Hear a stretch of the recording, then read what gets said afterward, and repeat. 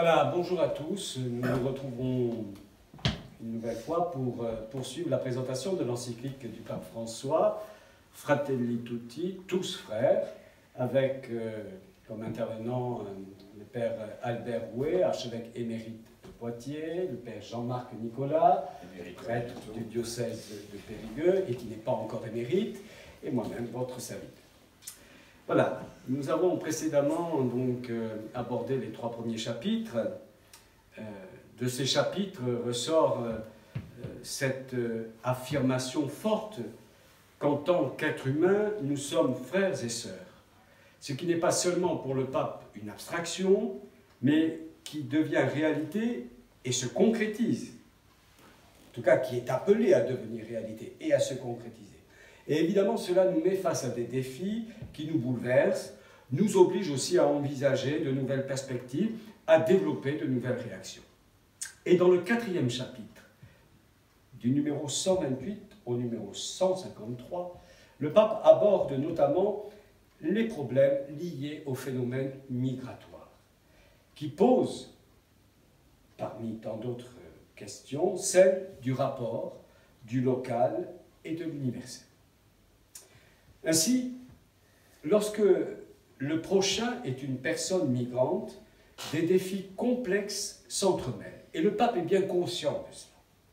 Certes, l'idéal serait d'éviter les migrations inutiles, et pour y arriver, il faudrait créer, dans les pays d'origine, la possibilité effective de vivre, de grandir dans la dignité, de sorte que, sur place, les conditions pour le développement intégral des personnes puissent être réunies. Mais quand les progrès notables manquent dans ce sens, il faut respecter, dit le pape, le droit de tout être humain de trouver un lieu où il puisse non seulement répondre à ses besoins fondamentaux et à ceux de sa famille, mais aussi se réaliser intégralement comme personne. Évidemment, cette affirmation, qui relève du droit des personnes, a des conséquences concrètes. Conséquences que nous pouvons constater, notamment à travers les phénomènes migratoires qui se sont développés ces dernières années.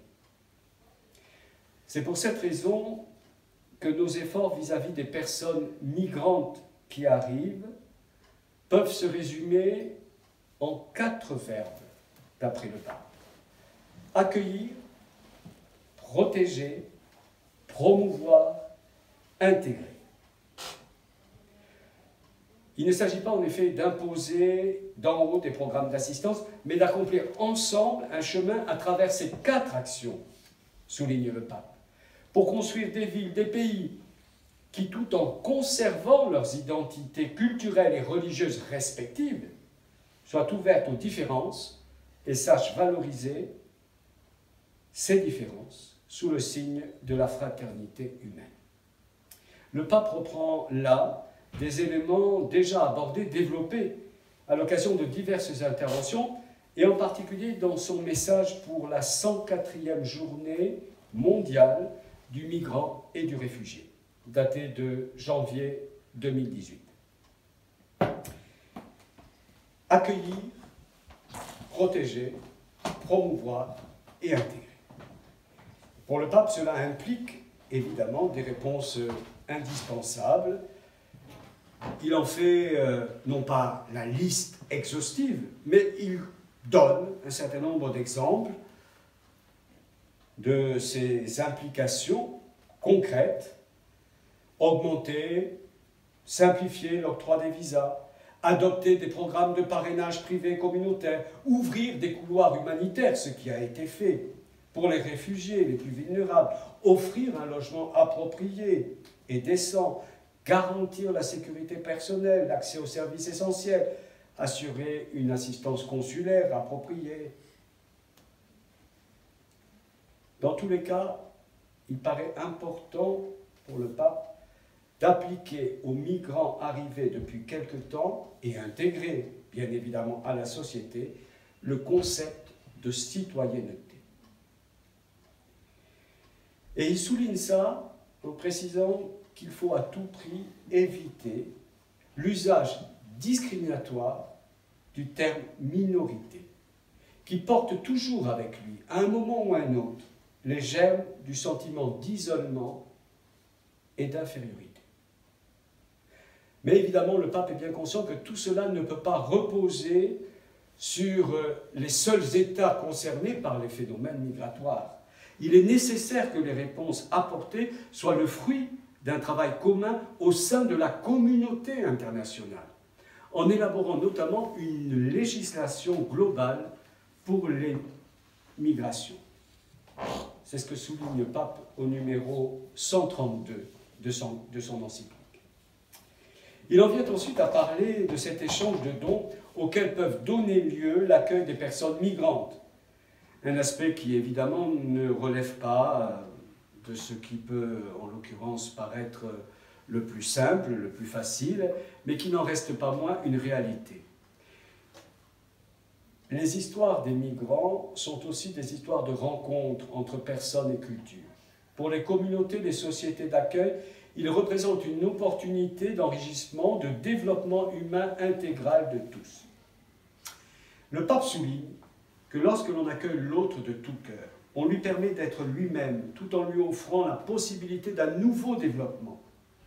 Les cultures différentes, qui ont développé leur richesse au cours des siècles, doivent être préservées afin que le monde ne soit pas appauvri. Il faut cependant les stimuler à faire jaillir quelque chose de nouveau dans la rencontre avec d'autres réalités. En d'autres termes, le pape dit non aux cultures qui bouclent sur elles-mêmes, parce que, en agissant ainsi, elles signent leur acte de mort. Pour le pape, il apparaît que les apports mutuels entre les pays finissent par profiter à tous. Un pays qui progresse à partir de son substrat culturel, original, est un trésor pour l'humanité tout entière. Il faut développer cette conscience qu'aujourd'hui, ou bien nous nous sauvons tous, ou bien personne ne se sauve.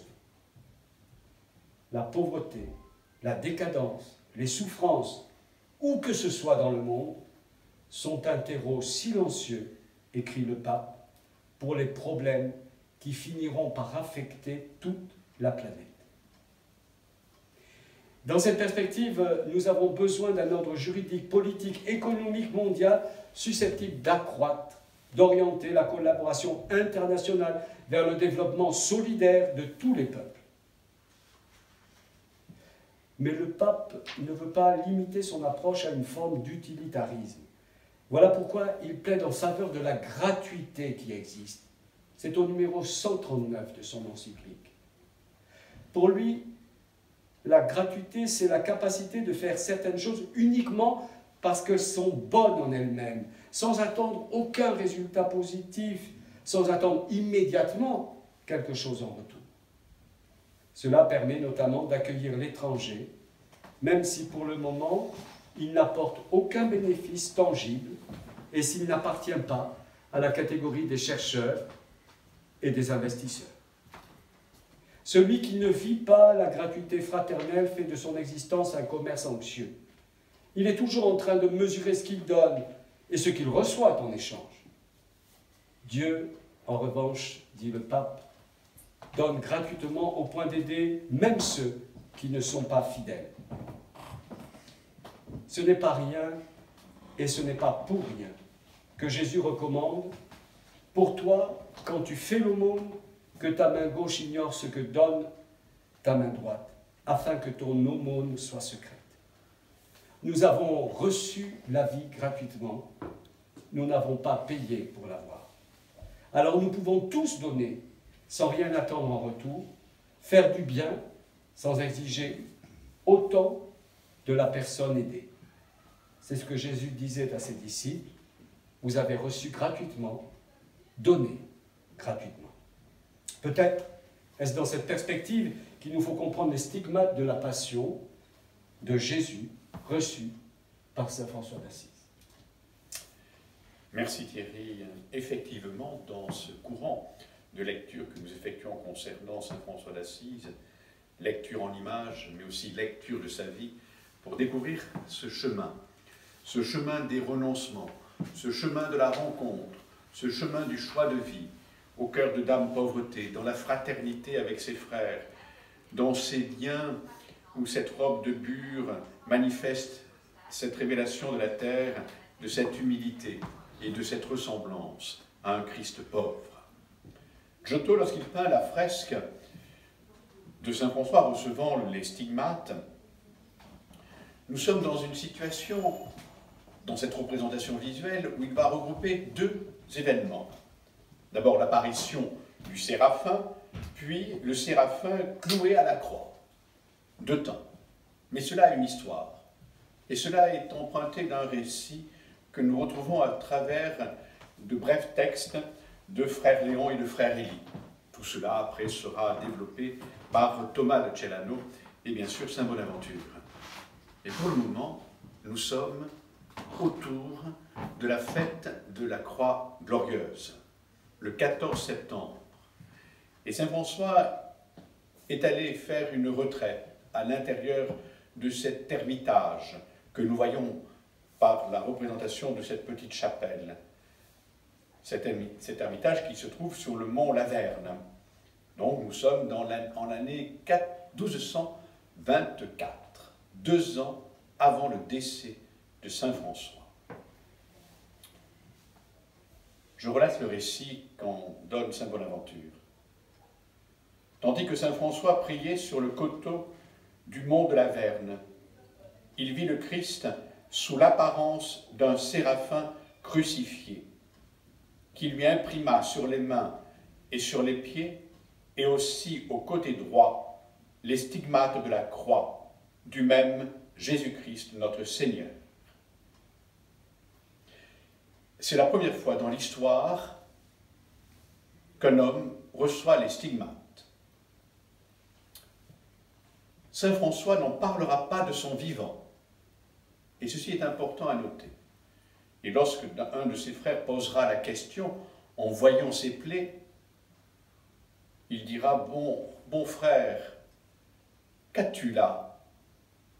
Et Saint François répondra « Occupe-toi de tes affaires. » Il faudra attendre des écrits de frère Léon et de frère Élie, petite missive, après la mort de Saint François d'Assise, dans la nuit du 3 au 4 octobre 1226, pour que l'on diffuse largement l'événement.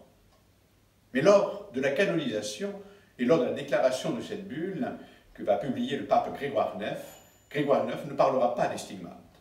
C'est Thomas de Celano qui va en parler. Pourquoi? À nouveauté, questionnement, interrogation et suspicion aussi d'une sorte de dramaturgie du côté des franciscains. Il faut savoir que dans cette année 1224, Saint François vit des choses extrêmement difficiles, sur le plan de sa santé qui se détériore, sur le plan même de la communauté, différentes communautés. Il y a déjà des problèmes de succession, et cela l'affecte considérablement. Mais la question, c'est un homme qui est, dans ce rapport visuel qui est sous vos yeux, c'est un homme qui est intégré à l'intérieur de la montagne. Et bien sûr, nous pouvons faire référence à Gethsémani. Et le séraphin, pourquoi un séraphin? Quelle drôle d'idée! Le séraphin, le mot signifie chaleur et lumière. C'est un ange qui a 3 paires d'ailes. C'est lui qui manifeste la dimension de l'extase et de la vision de Dieu. Saint François, en recevant les stigmates, il reçoit la communion d'un appel qui devient intégration à la vie et non pas à la mort. Intégration d'un Dieu de vie qui se fait chair et qui se révèle par la croix où le Christ se donne à voir pour se donner à vivre. Nous avons ici l'esprit franciscain qui est de communier à la nature, de communier au Christ pour bien plus communier à notre humanité. Merci Jean-Marc. Les stigmates qui sont la marque du don, si je comprends bien, tout à fait, de la croix que Jésus fait de lui. Fait et de ce don dont nous sommes appelés à témoigner. Configuré à la croix, configuré à l'amour. Il faut se rappeler également, donc, à l'intérieur de la petite chapelle en ruine à San Damiano, où le Christ lui parle. Hein, c'est une parole de vie qu'il transmet. Ici, c'est une parole de chair qu'il donne à vivre et à partager, mais pas de son vivant, puisqu'on est au cœur de l'intime, de la rencontre. Consolation au cœur du mystère d'un amour donné et partagé. Vous avez reçu gratuitement, donné gratuitement. Voilà une illustration parmi tant d'autres. Et dans cette même dynamique, c'est la réflexion du pape sur les derniers paragraphes de ce 4e chapitre, il aborde le lien entre le local et l'universel. Et il rappelle notamment qu'entre la globalisation et la localisation se produit toujours une tension, et une tension qui est salutaire, qu'il faut pouvoir tenir, vivre. Il faut prêter attention à la dimension globale pour ne pas tomber dans une mesquinerie quotidienne, écrit le pape, et en même temps, il ne faut pas perdre de vue ce qui est local, ce qui nous fait marcher les pieds sur terre. L'union entre les deux empêche de tomber dans l'un de ces deux extrêmes. L'un, que les citoyens vivent dans un universalisme abstrait, globalisant. L'autre, qui se transforme, écrit le pape, en un musée folklorique d'ermites renfermés, condamnés à répéter toujours les mêmes choses et incapables de se laisser interpeller par ce qui est différent, d'apprécier la beauté que Dieu répand hors de leurs frontières. Tout comme il n'est pas de dialogue avec l'autre sans une identité personnelle, de même il n'y a pas d'ouverture entre les peuples, ou il n'y a d'ouverture entre les peuples, qu'à partir de l'amour de sa terre, de son peuple, de ses traits culturels. Et il s'agit là d'un présupposé que le pape souligne pour des échanges sains et enrichissants. Au fond, on peut comprendre que le pape se réfère de ce point de vue à ce récit biblique, la tour de Babel, parce qu'il nous dit quelque chose de ce qui va peut-être à l'encontre d'échanges sains et enrichissants. Ah, la tour de Babel, c'est extraordinaire. Vous savez, quand on ne comprend pas un texte, on fait de la piété. Alors on fait appel à l'orgueil, puisqu'il y a une tour. Oui, bon ben ça résout tout, ça pose aucun problème. C'est génial l'histoire de la tour de Babel. Voilà, toute l'humanité, nous raconte la Bible, toute l'humanité va se réunir en un seul endroit. Un seul endroit, ils sont le pauvre. Bon, mais toute l'humanité. Et ils vont construire des murs, n'est-ce pas? Et comme il n'y a plus de place, ils vont faire comme on fait dans les villes, ils vont monter en hauteur. Bien. Mais ça, ce n'est pas le plus important. Le plus important, c'est qu'ils sont donc tous ensemble, là, tous pareils, ils ont la même langue, ils se ressemblent. Mais où sont les jardins? Où sont les sources? Où sont les caravanes? Ils vont mourir de faim, être tout seuls ensemble comme ça. Bon. Et en plus, ils vont encore plus loin, parce qu'à un moment, ils nous disent, faisons-nous un nom. Mais qui va les appeler? Il n'y a personne d'autre.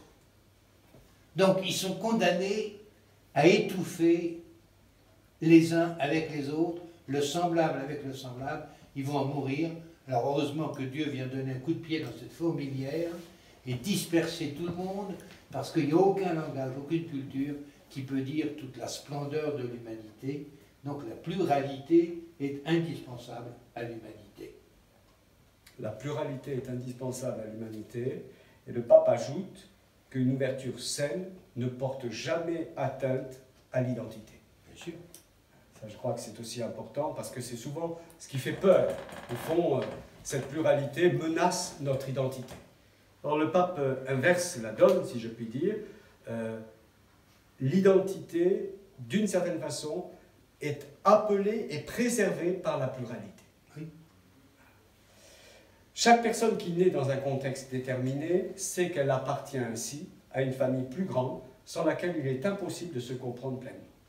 Et comme pour nous préparer au chapitre suivant, consacré à la meilleure politique, le pape conclut en affirmant qu'aujourd'hui, aucun État national isolé n'est en mesure d'assurer le bien commun de sa population.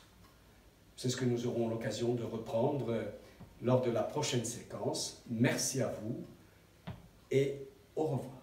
Au revoir.